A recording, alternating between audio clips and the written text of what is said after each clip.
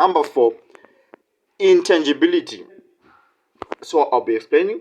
So about inseparability, there is an simultaneous production and consumption.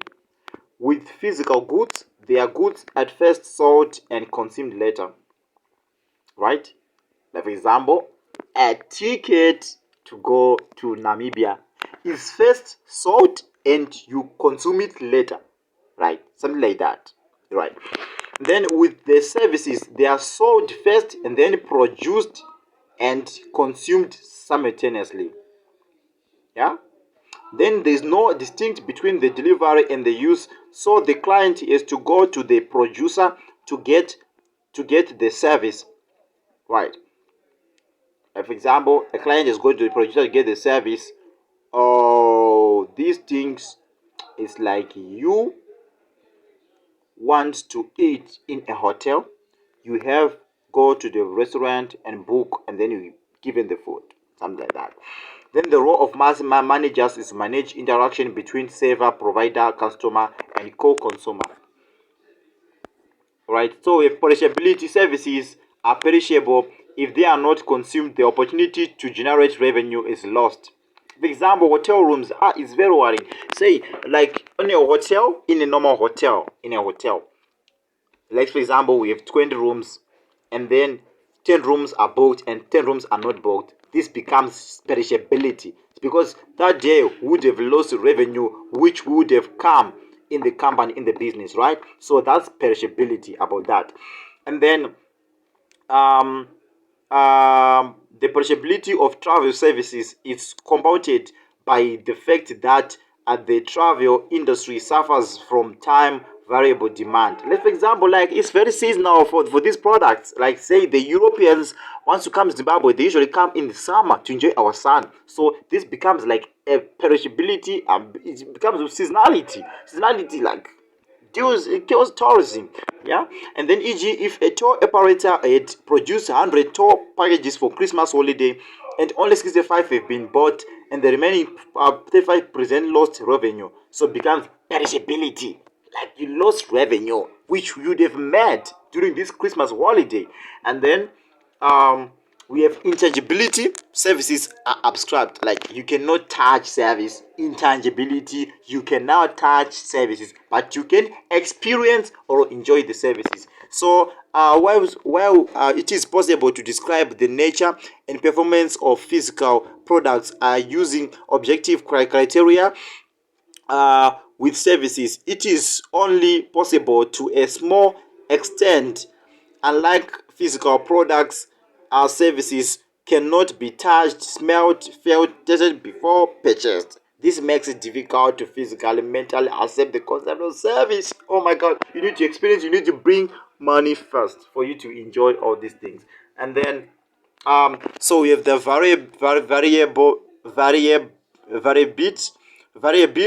and heterogeneous. Services are non-standard and highly heterogeneous. Heterogeneous is like they depend on each other. This kind of the concept which I've told you back then of the complementary product, that travel and tourism products, they are complementary, they work together. Let's, for example, a car and petrol. You cannot separate a car and petrol. You cannot separate a truck and diesel because they are complementary products. They move together, something like that. Like they depend on each other, something like that. Yeah, they're consumed together. So this comes the heterogeneous. This homogeneous means one. Heterogeneous means many, right? So because the consumer is usually involved in the production process of a service at the same time as they consume it, it can be very difficult to ensure consistent standards. Yeah, you cannot maintain a service. It's very hard, my god.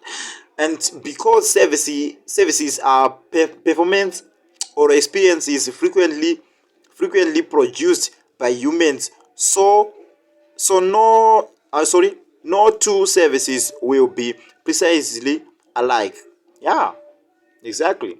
And the employee providing and delivering the services are part of the service consumer eye, but people differ in performances day to day and hour to hour. For example, you go to a hotel, right, and then you get served in a very nice manner. Say what do you want to eat, a BCD. Then the next day comes another person who's stressed by home situation, country situation, and then you just ignore you. You know, this affects our service as tourists, as tourism business, like that. The performance of our workers, why do you do that at work? Huh?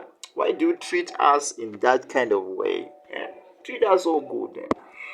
Then heterogeneity also results because no two consumers are exactly the same. Each will have unique demands experienced at the same service in a unique way. Yeah, something like that. Then we have tourism as specific characteristic, supply concentration, interdependent nature. Like supply concentration, supply services, interdependent nature. Like in tourism, we are interdependent on each other. Like say accommodation depends on the activity these people are dependent on car rental. So we have accommodation, ancillary is important because you need health, you need security whenever you travel. And then the attract the activity providers, the car rental, the airline. Yeah, they are interdependent in nature. We depend on each other. We are united. We are family. We cannot live without each other. Then we have high involvement in high risk nature. Yeah. Then we have fragility and volatility. And then highly seasonal, and the travel and tourism is a product partly consumed by dreams and fantasies of consumers. Then let me explain on the supply concentration. Travel and tourism is more supply led than demand side. We supply more than we demand. Oh. Classically, marketing begins with a bottom up a sequence of planning that starts with a detailed analysis of the consumer and the market and the environment. Right? Only after analysis these stages had been done can planning begin. With travel and tourism, we take an existing product and determine who might be interested in consuming it. So this comes with the supply, like you start with the planning and then detailed it analysis of the consumer and the market environment. So you first like do the market research. Huh? What do these customers like? Then you provide it. That's the supply concentration. Like say with travel and tourism, we take an existing product. Let's for example, a holiday ticket and determine who might be interested to consume it. Say this, oh guys, I have this package to go to Nyanga. It's $200 or and then you now determine who will like to take part, who will like to purchase your ticket, something like that. So that's it about the supply concentration. And then we have interdependent in nature. Interdependent in nature, it's like the travel and tourism product is multiple one. We are one offering, or often it is requiring deliberate or not deliberate cooperation of various different parties in providing an exclusive holiday package. For example, would one involve in a partnership among at least TO, like travel, tourism organization, an accommodation supplier, a transport provider, a wide range of organizations. Like what I've mentioned before, we depend on each other. We cannot live each other. We are interdependent in nature. There are many various variations in competencies, expertise, and safety standards clash in interest among organizations involved. Yeah, so that's it about that. Then the product control is there dispersed, or thus the shortcomings of one player affects the rest of the players. One service provider may adversely affect the reputation of other service providers in the package. And then to reduce this problem, the tourism set up basic minimum standards of service delivery so that the assessment of the totality of the whole journey by traveler remains positive. Yes, exactly. That's it. Yeah. Then the high risky nature. For high risky nature, the client is highly involved in the production, consumption of product. So the travel decisions are important to make people and are associated with various kinds of risky. A lot of money is used to purchase a product than that is intangible. Cost opportunity of failure of a failed annual holiday is irreversible. There's no refund. And then holidays also involve counters with the unknown terms of destination, accommodation, transport, food, crime issues, something like that. High involvement of risky, like say you travel, like example, South Africa. Hey, there's too many crimes, yeah, so many crimes there. So it's like high involvement in risky nature, like you may get robbed, something like that. You see, for example, there may be like an outbreak of terrorism there, people getting xenophobia attacks. Then a lot of money is used to purchase a product that is intangible. Obviously, maybe probably when you go there, you may not like the product, you may not like the service, like the way you may not like the environment in some ways. Huh? Then that's the high involvement and risky nature of it. Yeah. And then about the risk associated with travel and tourism, we have performance risky, the chance that the product provided will not perform and provide the benefit which it was purchased for. Like say that you may you may say oh, we are saying this hotel room, yeah, it's so nice, the food tastes nice. It may not be delicious to you, it may be like something else. This is a performance risky, the chance that the product will not perform and provide the benefit which was purchased for. Yeah.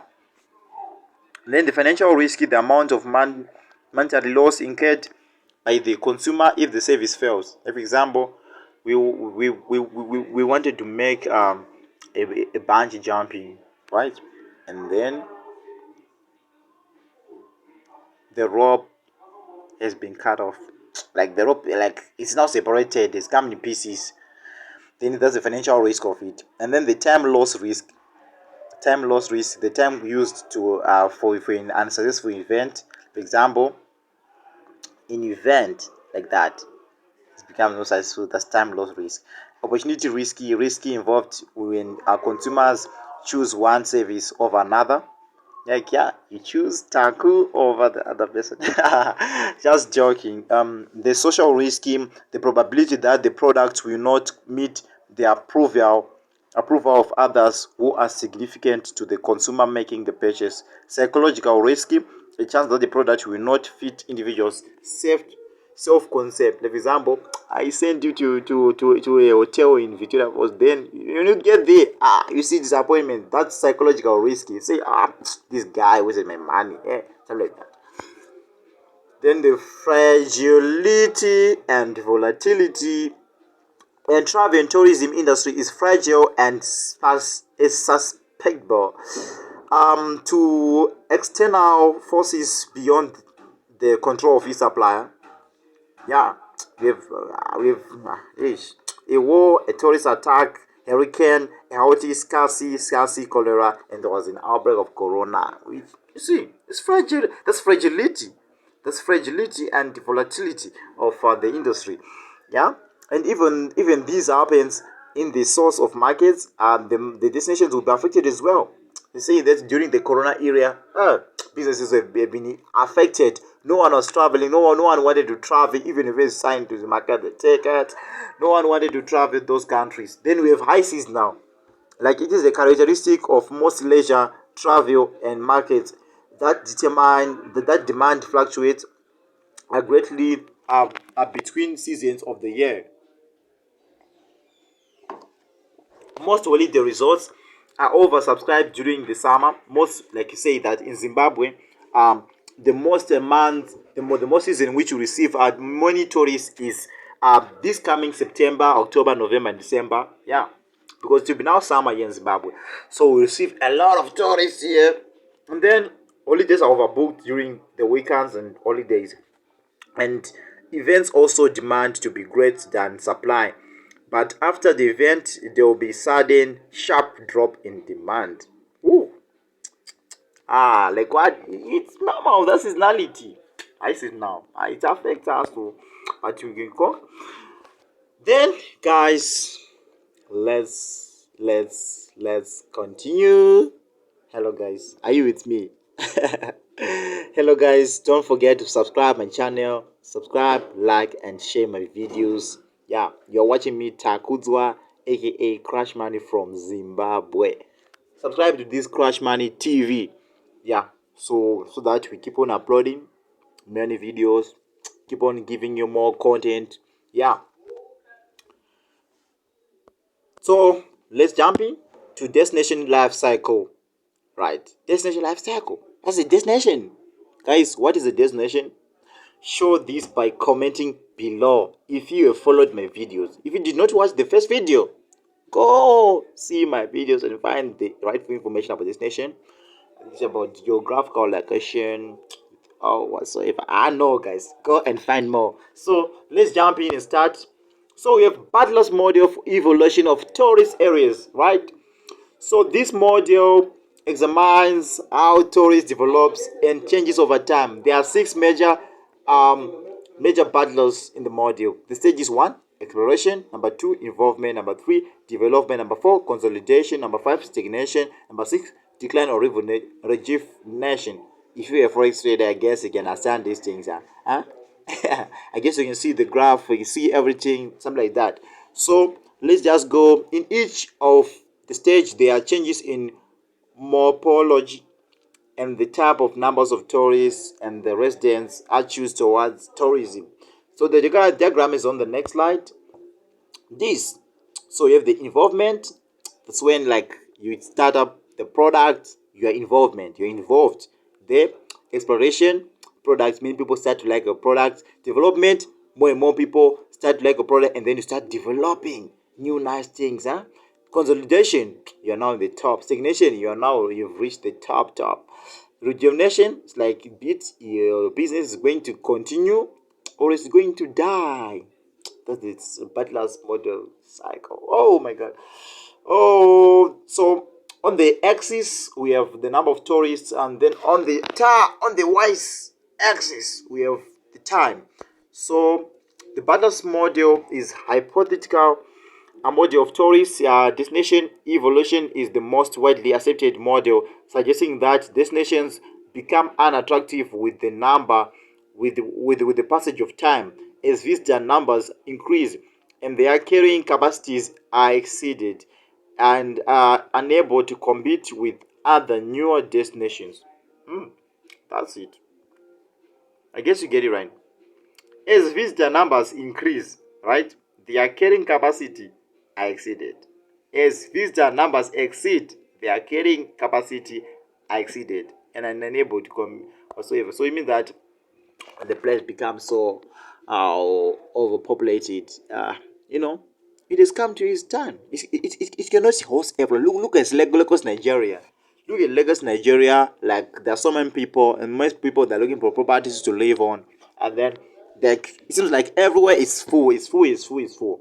So that's an example of it. Yeah, they just tourism, guys. Don't mind me. Anyway, serious back to serious business. Exploration is the destination is isolated with little or no development. A little number of businesses exist and that provides facilities that are used and owned by locals. Yeah, you see, the local people for owning the facilities are small businesses.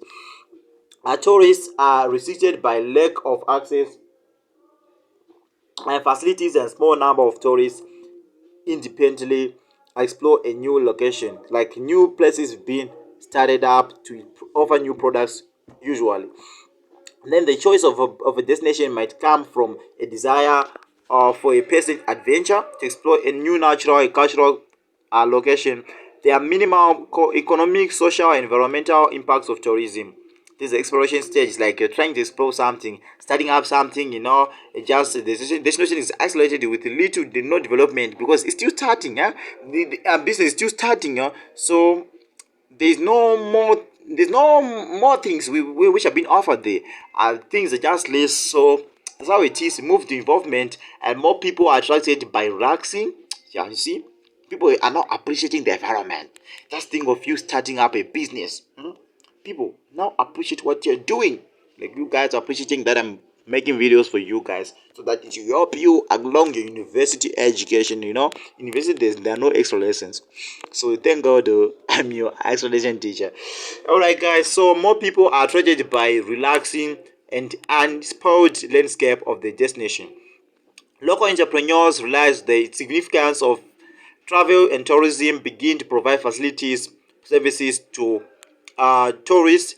Destination becomes increasingly popular. Look at Dubai. Look at Dubai. Look at Dubai. Look at Dubai. It's nice, popular, and as more people want to explore that area, arrangements for travel, transport, accommodation are improved. Like in Dubai, things are improving there, and this marks the beginning of local people's involvement in the promotion of the tourism. Example, always think of Dubai.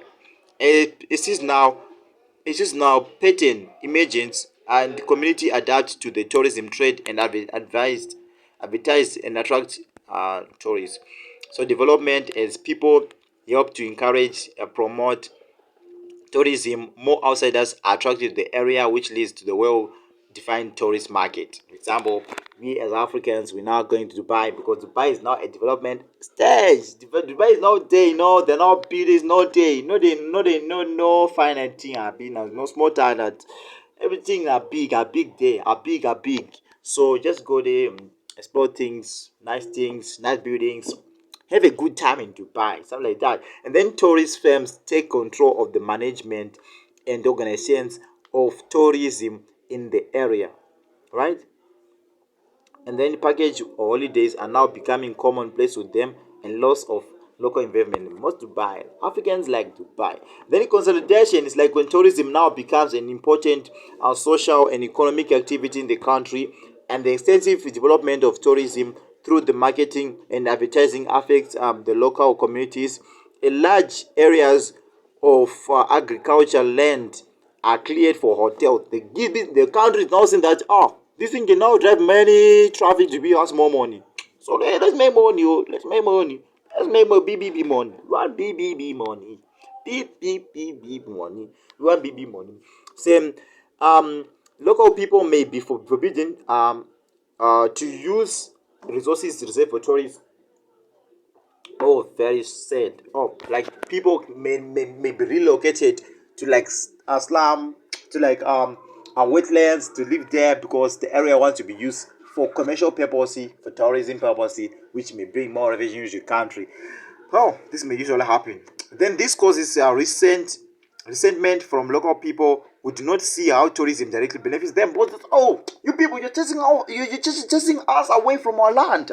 Where do you want us to go? Where do you want us to go? You're chasing us away. Where do you want us to go? See, problems come now. That's why these people will start stealing from the tourists. Oh, very sad. Anyway, during this period, the total number of tourists may increase, but late increase in the numbers of tourists begins to decline.